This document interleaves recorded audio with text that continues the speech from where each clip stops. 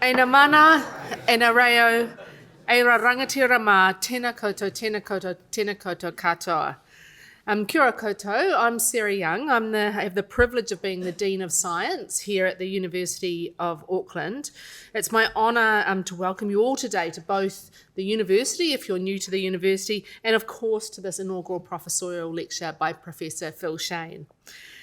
Professor Shane has had a remarkable journey in the field of geology, beginning with his early years on a farm in the Bay of Plenty, where he watched with interest as Whakaari White Islands steamed constantly in the background. His passion for nature led him to pursue a PhD in geology at Victoria University of Wellington. While mapping rocks in the Wairarapa, he developed a keen interest in ancient volcanic ash deposited in sediments and the story it told about the early history of Taupo. Phil's academic journey took him to the University of Toronto, where he investigated new methods to radiometrically date volcanic ash, including those from the Yellowstone volcano. His experiences in the wilderness of the Rocky Mountains were life-changing and deepened his connections with nature. In 2000, we were lucky enough to have Phil join us here at the University of Auckland, where his work has taken him to Antarctica, North America, and the Caribbean. More recently, his research has focused on understanding what triggers magmas to erupt beneath volcanoes, with the aim of forecasting future eruptions. By investigating the frequency, magnitude and style of past eruptions, and by probing the subterranean conditions that triggered them, we can be prepared better for the future. Phil also emphasises that nature is not the hazard in and of itself. Rather, it is the human spread into inhospitable habitats, often driven by the growth of the global economy, which is putting us in harm's way. Phil's teaching now focuses on communicating the broader meta-crisis created by population and consumptive overshoot, urging us to connect the dots between global issues. Tonight, Professor Shane will share his insights into the fascinating world of volcanoes, their hazards, and the broader implications for our planet. Please join me in welcoming Professor Phil Shane to the stand.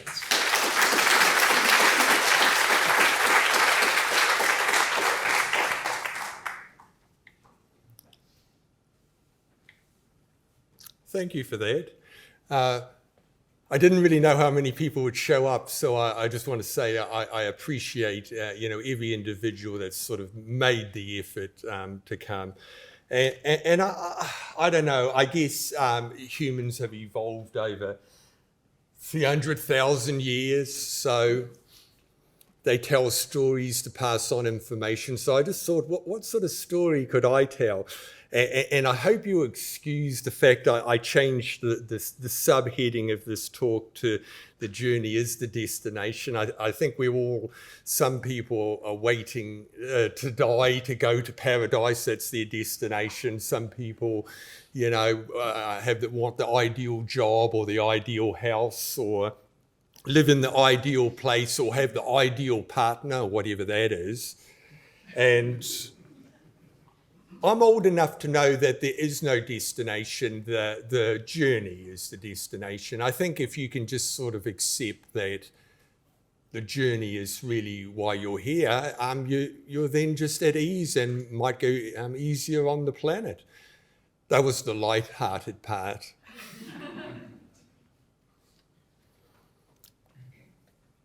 So, we'll start with some volcanoes. I noted I hadn't seen Ian Smith in ages, and he's in the audience. I actually got some of these pictures from him. This is what the Auckland Herald used to look like, the banner for the Auckland Herald back in 1995. When I was thinking back, I can't remember the early days. I decided we'll just go back to 1995 and not go back any earlier than that. And look, a volcano cuts off Auckland from the rest of the world, and I'm sure the rest of the world's happy with that. Travel plans go up in a cloud of smoke.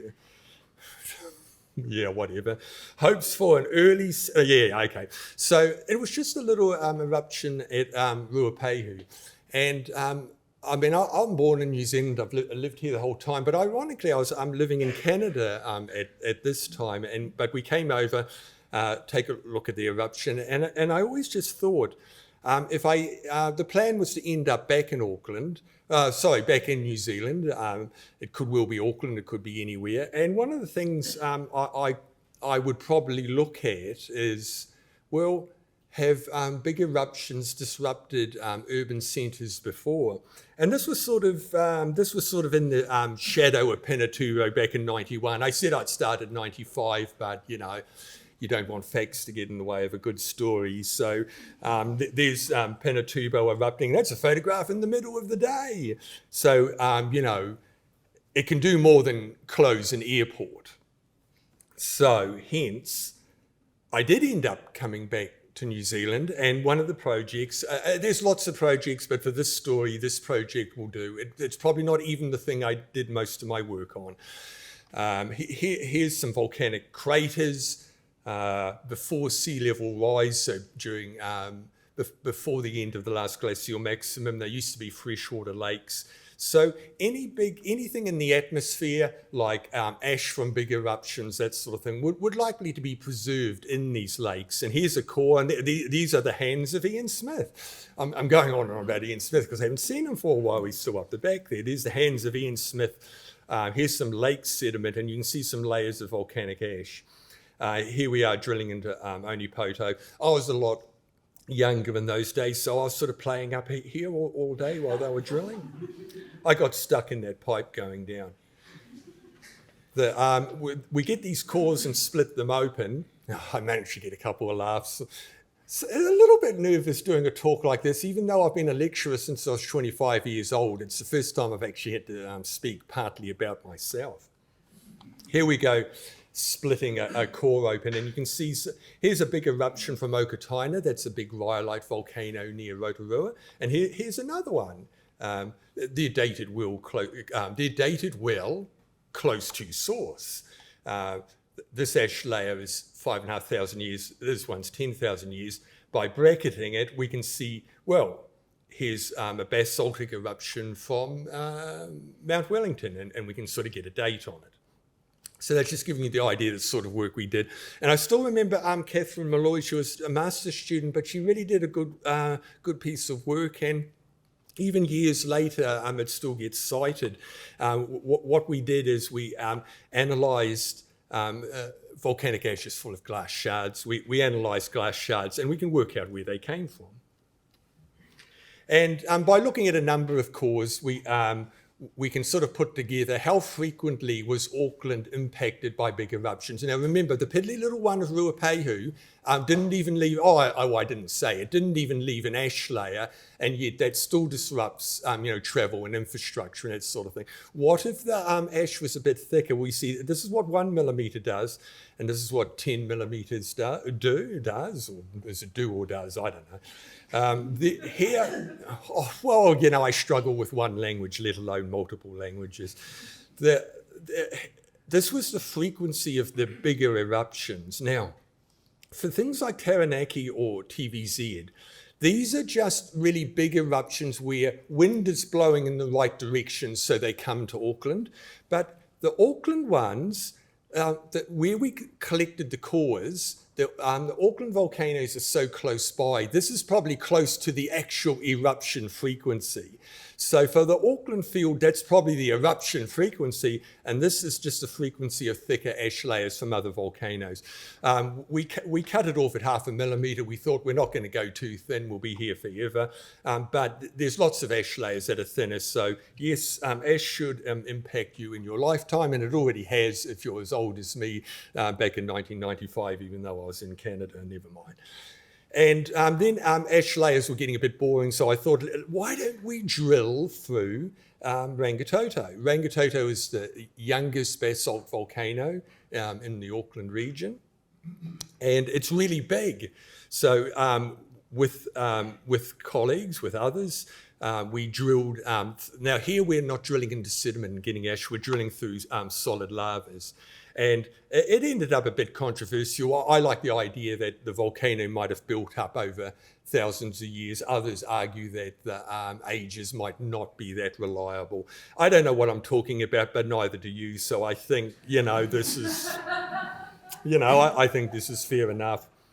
And they loved it. Look, you could watch it on TV, read all about it, listen on the radio. Well, I'd listen to the Rolling Stones on the radio, but you get the point that I don't think it's often the publications that matter. Who's going to read academic publications? I think you'll end up more people just seeing the work is possibly more important, than a handful of people that might have read your paper somewhere. So the New Zealand Herald and TVNZ liked it. It was time to start looking at real volcanoes. I remember one episode of the Pirates of the Caribbean had these big hills on St. Lucia. There's the island of St. Lucia. There's Jan Lindsay there. Now, Jan's been there before, so I thought, let's go. So there we are with our fancy new equipment, ready to sample some volcanic rocks from elsewhere. Look, the Caribbean's fantastic. Really nice people, who could really say anything bad about it. I think in more recent years, I'll come back to the Caribbean thing. In more recent years, there's a bit of a dogleg of the story. This is not critical to the story. Any students working with me have realised, yes, you can get a whole story out of a crystal within a volcanic rock. This is a crystal with magnified under the microscope from a volcanic rock, and we can use all sorts of analytical techniques. Here's Alicia Coote, and here is Kate Cocker using equipment in Wellington and at Otago, and now we've got even something nicer here at Auckland now. And you can analyse across the crystal.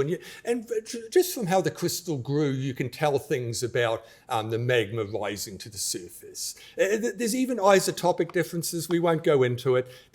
These numbers look the same, but they actually mean quite a bit. But here is my conclusion. The more I study, the less I know. I really do feel that, it's that old thing in psychology. What is it, the Dunning-Kruger, concept? The more confident someone is, it's usually due to them not knowing a lot about the topic. And when you know more and more about something, you become less confident about it. I hope I am over that peak there. I am less confident about anything to do with volcanic and everything as I've gone on. So from the Caribbean and elsewhere, we looked at zircons, and zircons were growing in these magmas for thousands of years. We were wondering how long it takes to wake up a volcano and make it erupt.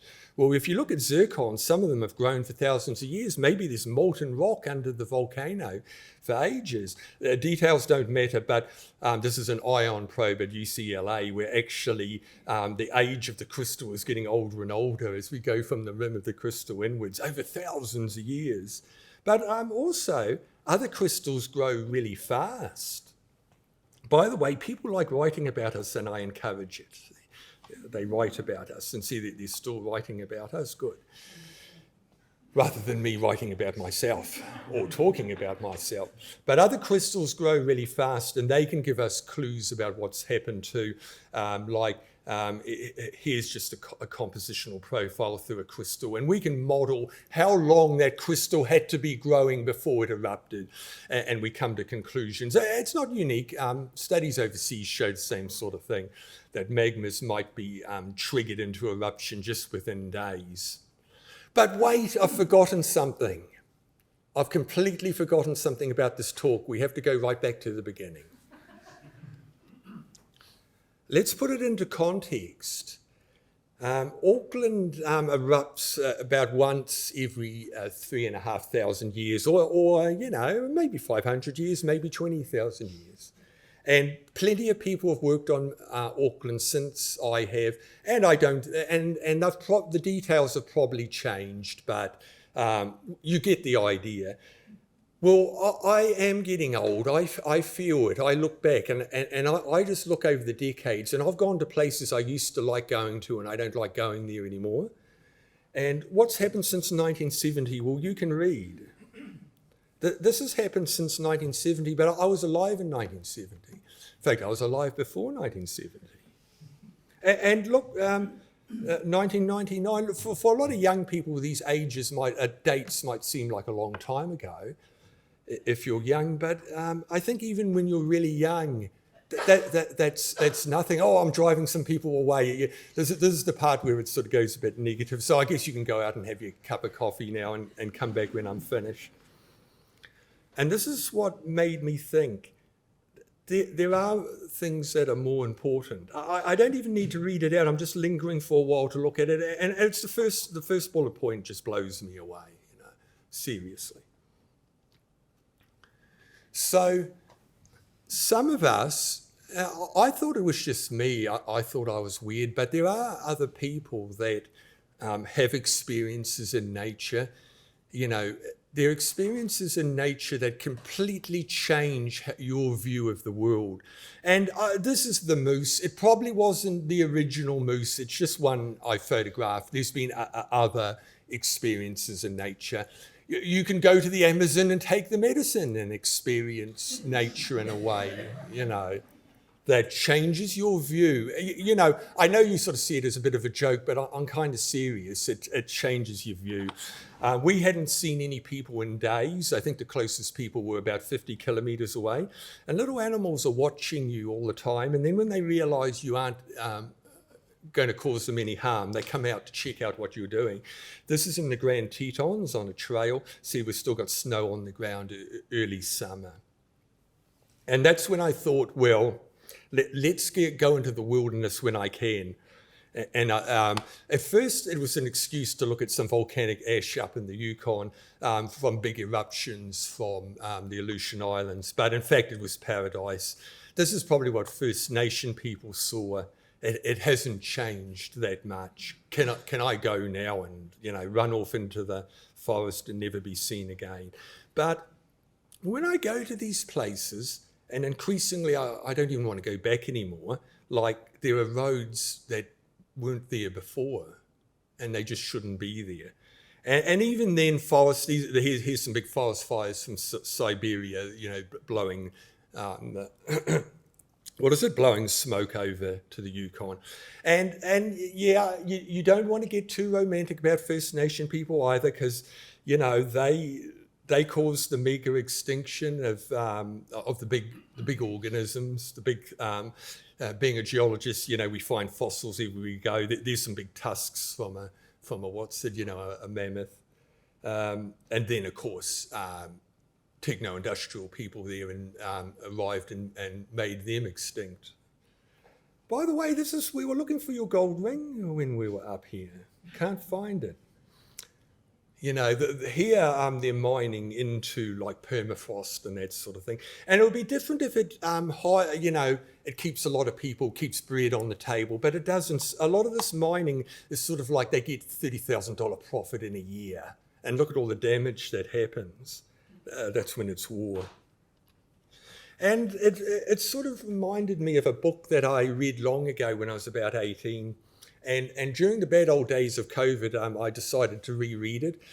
Take a look at The Limits to Growth. It really should be required reading at high school, and it sure should be at least at stage one at Auckland in the science faculty, and preferably every faculty. And it has been updated. If you like the one that's come out 50 years later, go and read that one. I just like the original because it explains systems thinking, and it's written simpler, and it's quite haunting to go back and read it. And I'll summarize it for you there. I hope there's no economists in the audience. And you can read it for yourself that way back in 72, that they show good relationships between different phenomena like using resources, producing pollution, causing soil erosion, having to produce food, increasing population, that People think it's a predictive tool, and it's been highly criticised. It sold 30 million copies in 30 languages. Even Richard Nixon, probably the last president to mention that, yes, we need to look at growth. You probably just can't have growth forever. That would never be said now. And if you're thinking that this is old and redundant, take a look at Gaia Harrington's recent work. She's taken all the data from the World Bank and the Rand Corporation CIA reports. You can look through all the stuff yourself. They're all available. The model, the business as usual model in the limits to growth from 1972 through to the present day perfectly maps the way they modeled it. 50 years later. So can you name any science that's produced a model that's pretty good after 50 years? Here's one. This was so was the limits to growth right? Oh, they were right. Oh, so much for the economists. I think this is the worst diagram I'll show. If you don't like it, you can leave. But look, I've been here. I've been alive this whole time, and this is a vertebrate biomass disappearing from 1970 to now. That's why I said that I'm old enough now that if I go places, I can see differences. That's what happens when you get old. You actually see differences. By the way, there are people that hate wolves and want to get rid of them. What about a couple of thousand nuclear warheads pointed at you? Isn't that worse than a few wolves? Sort of. Well, here is someone who's far wiser than me. And when I talk about this, people say to me then, well, what is important? Well, I say, remember the 3 threes. Hold your breath for 3 minutes and see what happens. Stop drinking water for 3 days and see what happens. Stop eating food for 3 weeks and see what happens. Now you know the 3 threes and you won't forget them, will you? That's why this matters. For me, the wolf matters. But if those things don't matter to you, the 3 threes probably do. I told you probably wouldn't like this talk. Or did I tell you that? I don't know. I think it was probably a lecture this morning I was giving. When aliens come to Earth to check out what we do about waste, CO2, carbon is the biggest waste. Here's carbon in the atmosphere. And there's the limits to growth. And here's a whole lot of meetings. I think aliens can only assume that we have meetings so that we can keep the CO2 production going and the global heating going. And those are probably not even the 2 most important things, as you'll see. So we know, but we can't act. Look, I even know I should be doing way more than I am, but we can't act. I'll comment on that towards the end if you survive that long. I like this one from Nate Hagens. People are energy blind. I want to teach Reality 101, but the university won't let me because probably people aren't ready for the story. But I think Reality 101 would be a good compulsory course for the science faculty. When I used to dig post holes on the farm, I could do 0.6 kilowatts of work a day. Remember, you only work 8 days and you've got to stop for food, and you don't work at night and you don't work on the weekends. And when we burn up a barrel of oil, this is how much energy we can get out of it. So if you take into account holidays and not working at night, and a barrel of oil gives you 11 years of labour, but I can do things with my hands that diesel machines can't do. So it's probably about 4.5 years of work. The economy is 80% fossil fuel. That's 85 billion barrels. So we have nearly 400 billion workers in the background doing things for us. Now you might think, I don't. Maybe Elon Musk does, but I don't. No, but think about it. If you go home in a bus or a car today, only about 10% of that energy is carrying your body. The rest is carrying the metal chassis. How come you can just go into a shop and get clothes from Vietnam? How the hell did they get from Vietnam to here? So yes, you do have 400 billion workers. Now, rich people have more slaves than poor people, so we probably have about 300 each. That's look. I can give you the reference to the calculations. Most energy analysts agree. I've added in this one though. What happens when 700 million people, mostly from Asia, join the middle class in the next 5 years? Well, we're the middle class. Will you be allowed to have that many oil workers? Now, but it gets worse. All my talks get worse. It'll get better. There's light at the end of the tunnel, I think. I don't know. I told you it's a story. If there's time, I've got a little 2-minute story I want to give you. There might not be time. When I went down to Sylvia Park, there were shirts for $100, but an oil barrel is $100. I've just shown you what oil does, and we price it at $100 and a shirt. They are not unlike this one. This one wasn't $100, but not unlike this one. It's $100.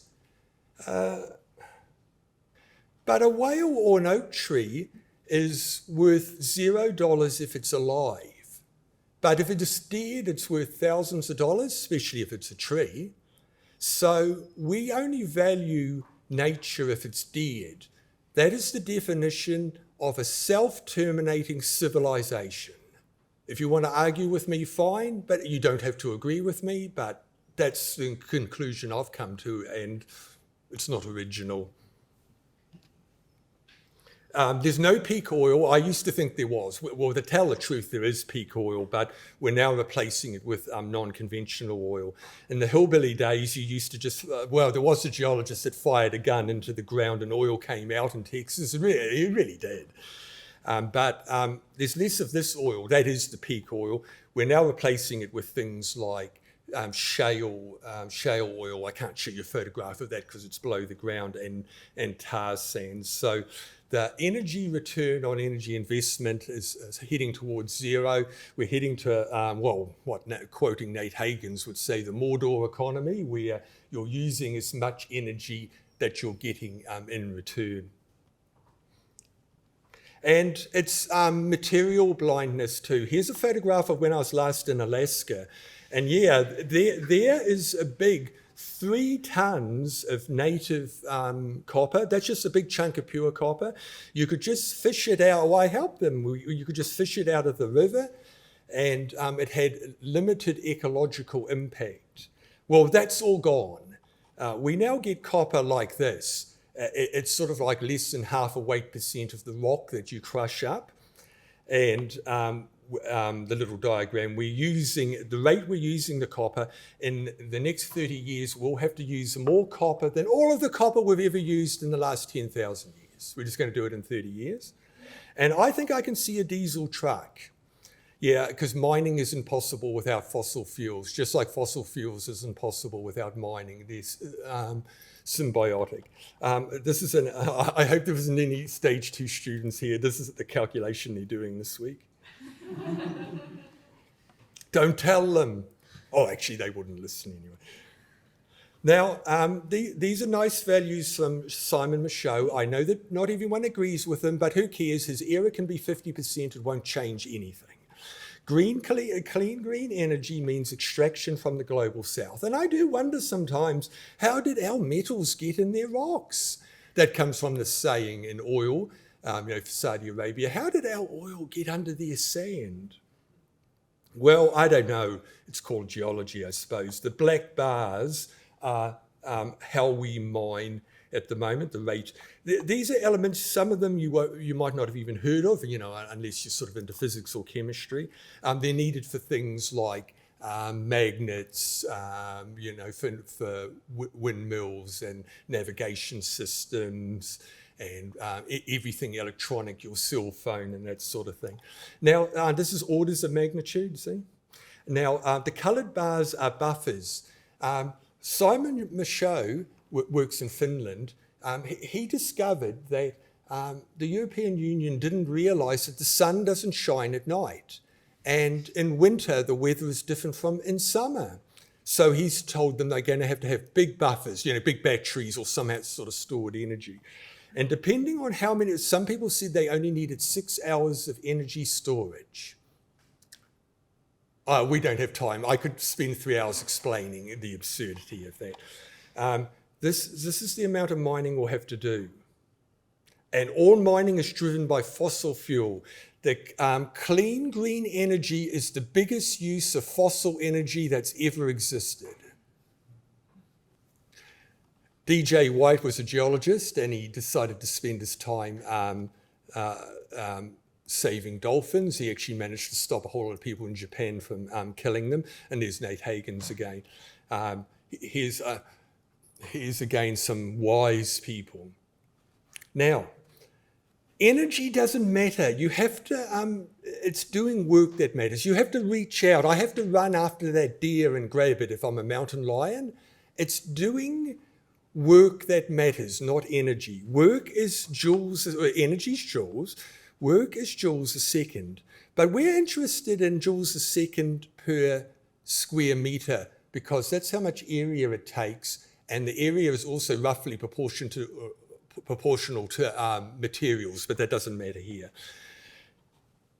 One nuclear power plant, these are big numbers. This is just his survey. This is just real empirical data. It's no ideology or anything here.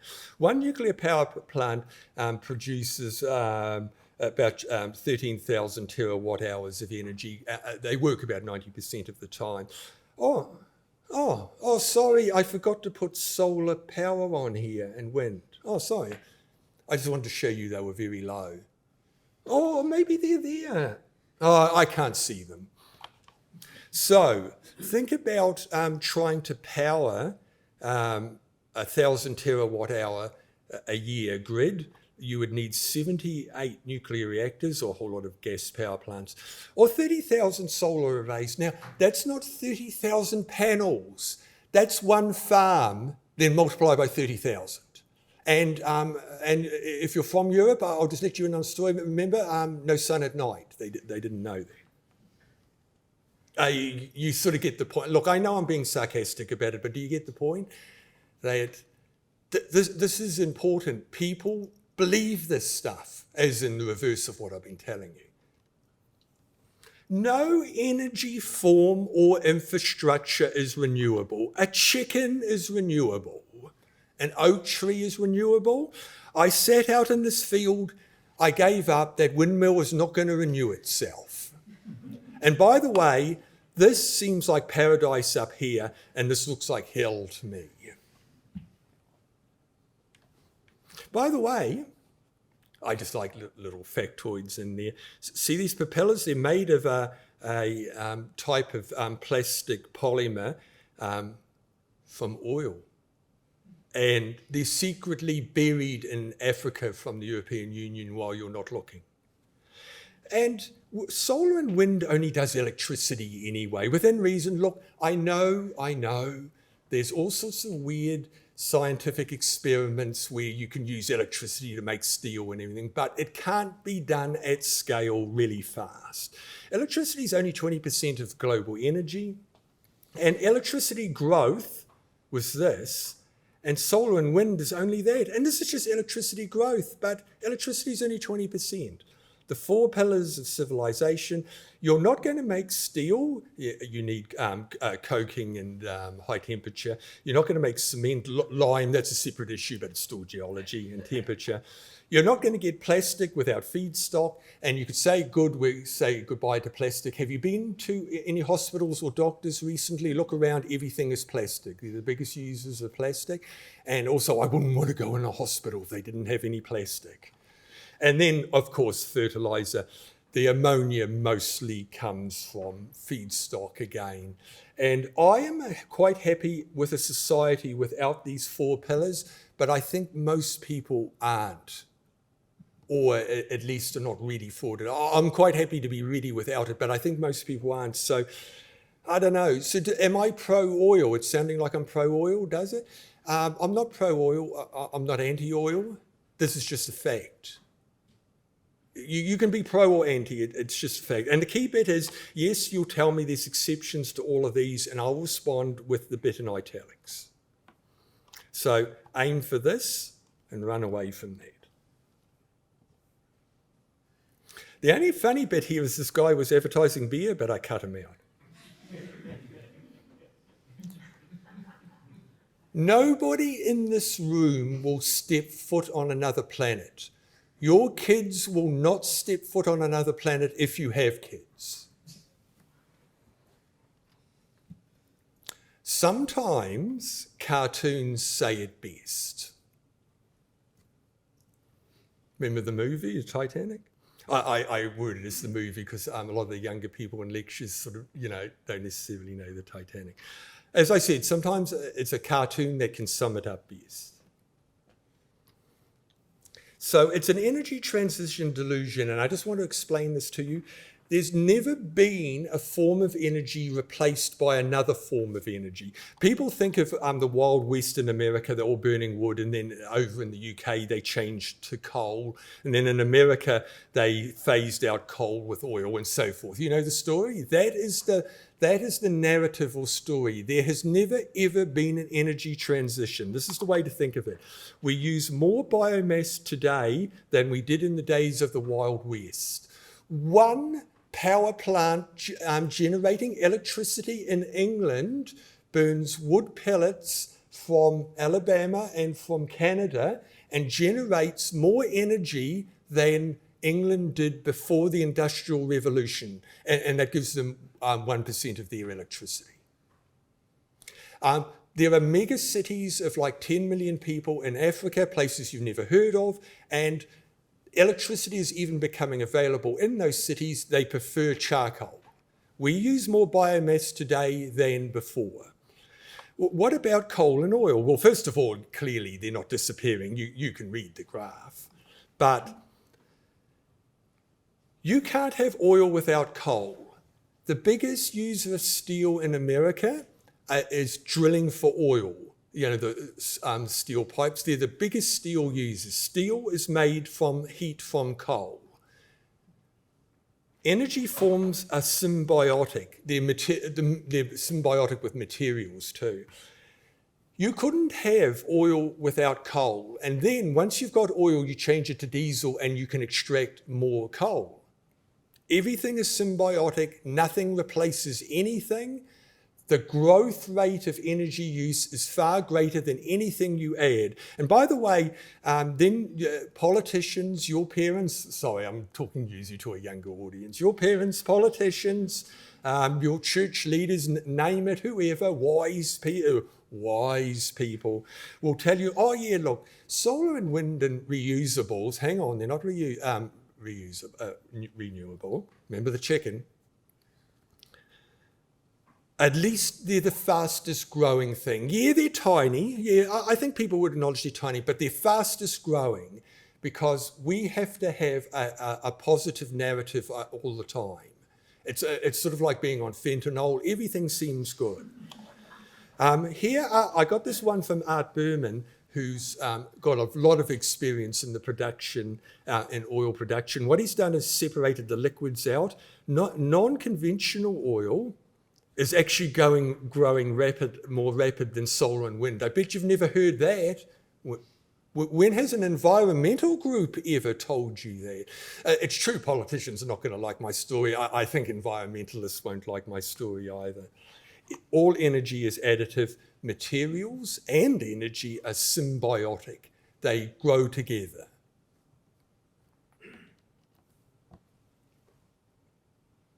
And that's because we can only see one thing at a time. I think I'll get through this, thank God. I didn't want to keep you too long. We can ever only see one thing at a time. First of all, it's climate change, and then it was COVID, and then it's the war in Ukraine, and now it's climate change again. Nobody can actually see everything connected. Well, certainly politicians can't. Everything's connected. If you concentrate on one thing, you'll never solve it. None of these things can be solved, but you won't improve the situation. It's when you see everything connected, and it's totally driven by overshoot. There's simpler, we could go, look, there's no time, ecological footprint, there's good websites, you can look it up, they can explain it better than me. You don't have to believe what I'm saying, but everything I've seen makes sense. It's just a simple biological thing. Organisms that can extract a lot of energy just grow uncontrolled, and then they collapse. But the key bit is they grow uncontrolled. And we've taken away negative feedbacks because we've improved medicine and this sort of thing, but we've enhanced positive feedbacks. It's as simple as that. Any organism would do what we're doing. The difference is the fact we can talk about it means we know about it. We're quoting somebody that, well, we'll see the name coming up soon. We're just consuming and polluting the basis of our own existence. It's as simple as that. And if you don't believe me, you only have to plot it like this. Here's population increasing. You can't have GDP without population. You can't have a human ecological footprint without population. You can't have these type of carbon emissions without population. You can't use energy without population. So it sounds like to me there's something underlying going on in this diagram. Have you figured it? You can't solve any of the coloured lines or the black line without focusing on the grey bars. And this is just my view. I would word it this way. Even if the green transition was possible, I've just explained it's not. I showed you how energy works. Then what? Let's pretend it worked. Then what? Consume the last bit of the ecosphere. Let's hope it actually doesn't work. You don't have to have that view, but that's how I view it. And I think you kind of know. Well, I hope, yeah, you can sort of work out where I'm coming from. Look, everyone has different views. The last part is the short part. Look, the human brain just evolved over hundreds of thousands of years, and you could argue million if you go to other species too, whereas the changes we're doing around us are like on a decade scale. How could a brain that evolved for, look, small tribes, 50, we should be living in groups of 50 where you know everyone. You never do a dirty if you know everybody in a group of 50. When you live with millions of people, you get up to all sorts of behaviour because you can't possibly know the people. Spatially limited, predictable ecosystems, that's what our brain is perfectly designed for. And it probably worked in hunter-gatherer days. Do I want to be a hunter-gatherer? Yes, but the habitat doesn't exist anymore. You can't. So simple reductionist, we think in linear reductionist ways. Sound familiar? 3,000 or 4,000 courses at a university and none of them really connecting together, And economists are right about one thing. It's this bullet point here. We're big on discounting. The next two bullets explain what the discounting is. They are right. It's rare for me to say an economist is right. There's one thing they're right on. We are fantastic at discounting. We like certain, comfortable, present, what we're used to, what's around us, communities, people we know. Oh, obviously, I care about something more about a person I know that I don't know. It applies to me. I'm not. Sorry, when I point the finger, I'm not pointing the finger. It's all of us. It's me. And of course, we discount anything in the future, anything that's far away, and complete strangers. And when you think about it, are you going to deny what I just said? Deep down, are you really going to deny it? No, but the fact we can talk about it. And wait, there's more. Now I'm starting to sound like Bill Reese, if you've ever heard him talking. I once heard Bill Reese talk and it changed everything. He's a human ecologist from British Columbia. He's retired. He was involved in developing the ecological footprint.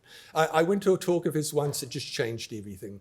I've listened to his 80 videos on YouTube. Wait, there's more. We view the world as social constructs that lack biophysical basis. And what am I talking about? Political ideologies. religious doctrines, economic paradigms. That's the most dangerous one, like neoliberal economics, scientific models, and cultural narratives. We're the only species that make up our reality and then believe it and live out of it. I'll give you an example. A few hundred years ago, or maybe 500 years ago, we knew the world was flat. It is flat because that social construct worked perfectly about 500 years ago. All you did is went from your village, maybe out into the field, and then maybe went to the market. It's pretty obvious it's flat. I didn't fall off the edge into space. And it was a perfectly harmless, good example of a social construct. That's how we view the world. Of course, it doesn't work now because when you fly to London, we don't fly off the edge. But we've just now got a new construct, right? And yes, I'm not really known for having strong opinions, but I'll just mention education too. And here, I was going to write about my experience with education, but Bill Rees just said it. Truly one of the clearest thinkers I can think of, contemporary. Look, universities are just teaching, and not just universities, schools, everything, churches, everything. The maladaptive narratives and paradigms of constant mythical growth that can be driven by continuous technological developments. And you could say, maybe it can be. Yeah, sort of like in cars, you used to get engine knocking when the fuel didn't get burnt efficiently. And in fact, it could even get dangerous. We found a perfect technological development. You can put lead in the gasoline, and it completely does away with the problem. You see a good example of technology perfectly solving the problem. It is true that it took billions of IQ points off Western people for a few decades, but we won't miss it. We've forgotten about 300,000 years of wisdom. And by the way, we're virtually finished now. Yeah, it's a good point. I don't even know what I don't know. And I should be knowing it because we should be talking and passing it down. It does make me wonder all the things that we would know about the world if we just sort of started thinking, basically do away with the comment that Bill Rees made. And let's make it clear, this is what students need to be told when they, at school or when they come into their first year at university, that the past 150 years, and all of our teaching is basically based on the last 150 years, is the most anomalous time we have ever lived. And we treat it as the norm, but it's only about 8 or 10 generations. It doesn't even reflect our species. And by the way, it's not our innovation. It's turbo boosted by oil. It's true that we have innovations in technology and that sort of thing, but just think of everything in this room and your clothing and what's in your pockets. All impossible without oil. It's oil, turbo boosted by oil. This has never happened before in our history of 300,000 years, and it will never happen again. So I'm a very cheery person, aren't I? But there we go. There aren't any solutions. That's arrogant. That's human supremacy if you think you can go around having solutions for nature. But there are pathways forward. And I know it's simple, but we have to get serious about it. Energy, as I hope I highlighted, was the underlying thing. And it won't be available to all of us in the future. Remember all those middle-class people I said that are joining us? Like right now. This is not like for your kids. No, they're joining us now. And yeah, you think of people like E.O. Wilson, they did suggest, I agree, probably half the surface does need to be just natural habitats. If you want, remember the 3 3s? Well, half the population could be given rights. That's novel. How about the other half of the population get full rights? We might sort of start going in a different trajectory. Even better, we've had a male dominated for 10,000 years, and all that gave us was violence and extraction. You want to try something different? Now, regenerative agriculture, I noticed some high schools in Auckland have done that. Why don't we just buy some marginal land, have students go there and learn those basics, like for a semester, have it as credits. And I thought, oh, it'll never happen. And then I was reading in the paper, there's a couple of high schools that have done that. Maybe there's some hope for the future. I don't think any of these things will happen in my life. So why am I showing them?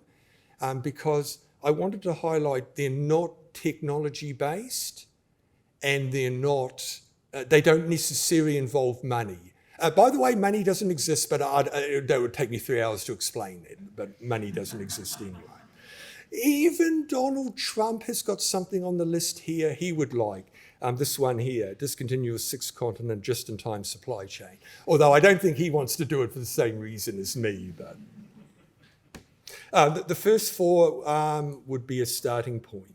Now, am I allowed to just finish with a